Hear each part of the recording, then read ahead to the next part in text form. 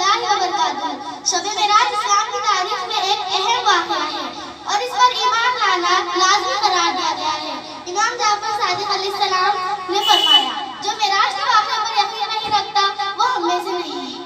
قرآن شریف میں بھی اس مقدس رات کا ذکر آیا ہے، جس میں واضح طور پر یہ لکھا گیا ہے کہ ماہ رجب کی 27 تاریخ کو اللہ تعالیٰ نے حضرت جبرائیل علیہ السلام کو حضرت محمد صلی اللہ علیہ وسلم کے پاس بھیجا۔ انہیں ساتوں آسمانوں کی سیر کے لیے، اور قرآن شریف میں اس بابرکت سفر کو معراج کا نام دیا گیا۔ 27 رجب کی رات حضرت جبرائیل علیہ السلام نے حضرت محمد صلی اللہ علیہ وسلم کو گھر حاضر ہوئے اور آپ صلی اللہ علیہ وسلم کو نیند سے بیدار کیا اور اللہ کا پیغام دیا۔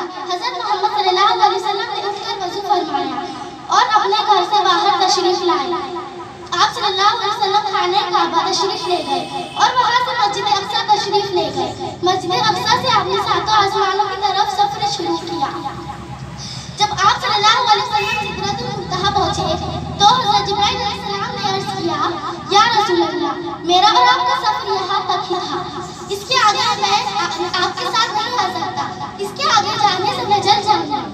آگے کا سفر حضرت محمد صلی اللہ علیہ وسلم نے اکیلے ہی طے فرمایا۔ اس مقدس رات میں آپ صلی اللہ علیہ وسلم نے اللہ تعالیٰ سے ہم کلام ہوئے اور آپ کو بہت سے مقامات دکھائے گئے اور فرشتوں سے ملاقات فرمائی۔ سب کو نماز پڑھائی گئی۔